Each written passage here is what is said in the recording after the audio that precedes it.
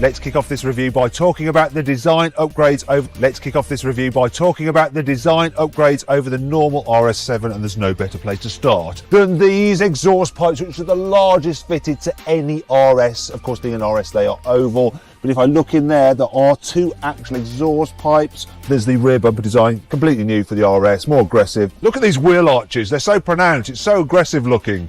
Also, 21-inch alloys are standard, that you can upgrade to 22s, which I believe these are. I mean, the bits that are carried over from the normal A7 are the bonnet, roof, boot lid and doors. The rest of it, all new. And at the front, you've got a new RS bumper, and it is pretty blooming aggressive. Big vents, big scoops. Look at the bottom, the splitter. You've got a black honeycomb grille as well. There's none of that kind of metallic effect on there like the normal A7. You've got this. Also, the RS7 gets the upgraded matrix LED headlamps, so you don't dazzle other drivers, and they do a cool little dance when you turn the car off and on. The overall theme of this car is that it just looks pretty. The RS's wheels are pushed 20mm outwards on each side over the A7, and that means its track is 40mm wider, which improves handling. The car gets special RS Sports air suspension as standard. It sits 20mm lower to the ground than the standard A7's air suspension, which is optional by the way. And when you go over 74 miles an hour, it drops a further 10mm lower for less drag.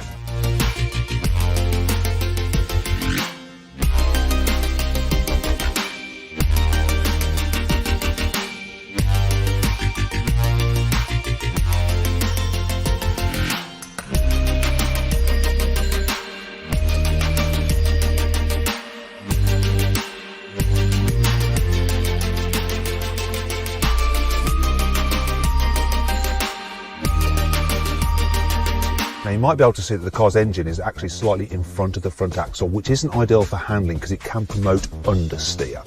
Apart from when your annoying mate with the BMW N car points it out to you. It's a 4-litre twin-turbo V8, 600 horsepower, 800 newton meters of torque, and it also has 48-volt mild hybrid technology, so when you lift off the throttle, it can actually just cut off the engine and cruise to save fuel. Or if you're just pootling along the motorway, it will run on 4 cylinders instead of 8. Now it drives all 4 wheels through an 8-speed torque converter automatic gearbox, which has been tuned for sportiness. That can send up to 85% of the power to the rear wheels, and you've also got a Sport Quattro rear differential to move the power around between the rear wheels for optimum cornering.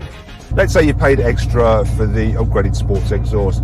You're going to want other people to be able to appreciate how good this car can sound, so you're going to rev it at traffic lights. Only when you try to do that, it's not as good as you expect, because listen.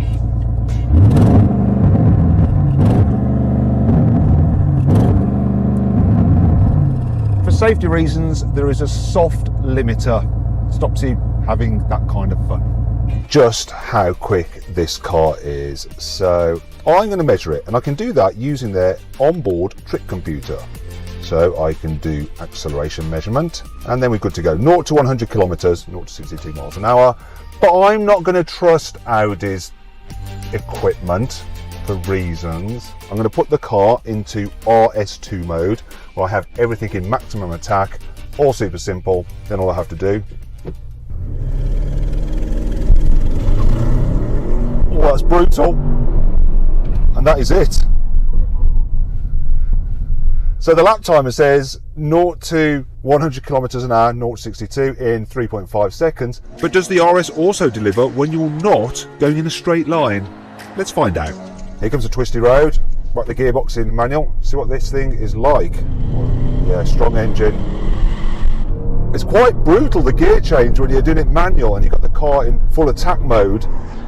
Steering sharp, accurate, if a little bit lifeless, but my god, this thing.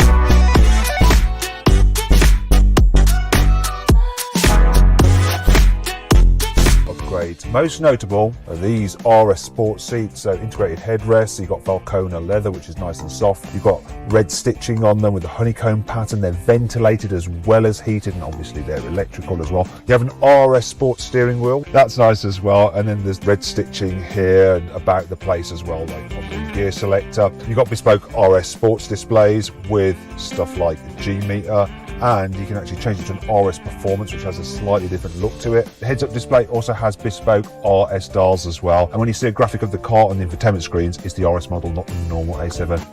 For the first time ever, you get 2 configurable RS modes, so you can set up things like the suspension, the steering, and all that kind of stuff into these different settings, and then you can flip between them very quickly by a special RS mode button on the steering wheel. In the back seats, it's pretty much A7 business as usual, which means decent amount of knee room, but headroom is a bit. With the awesome RS upgrades, yet again, you've got RS Sport seats, and for the first time ever on an RS7, you can have a 3-seater bench rather than just 2 individual chairs.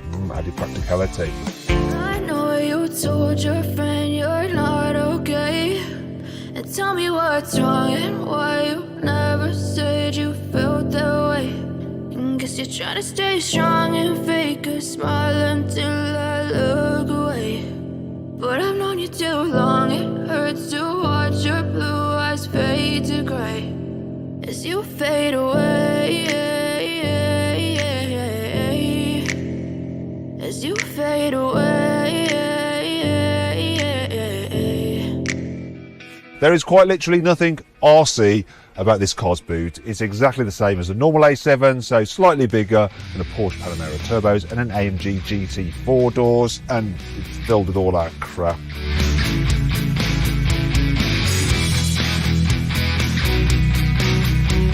So I want a piece of de-restrict Autobahn. I'm cruising along at 120 kilometers an hour.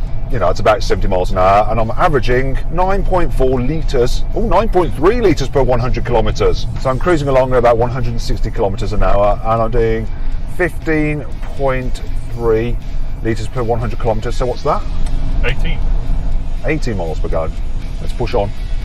Okay, so now we're cruising at about 230 kilometres an hour, which is about 140 mile an hour, and we're doing 20 litres per 100 kilometres.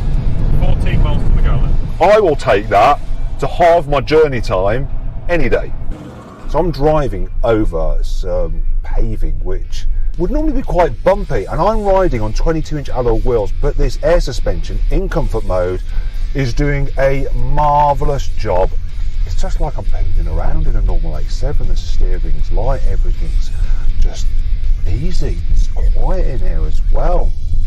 Lovely. But you know, this is quite a long car, isn't it? So what happens if you want to make a U-turn? Well, it's because this car comes as standard with rear wheel steering. So when you're going slowly, it turns the back wheels in the opposite direction to the front wheels to make you do tight turns. So when you're going faster, the back wheels go in the same direction as the fronts for added stability.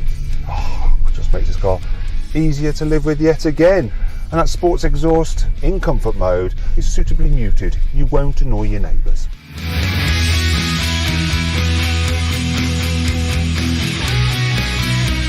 So then, what's my final verdict on the new Audi RS7?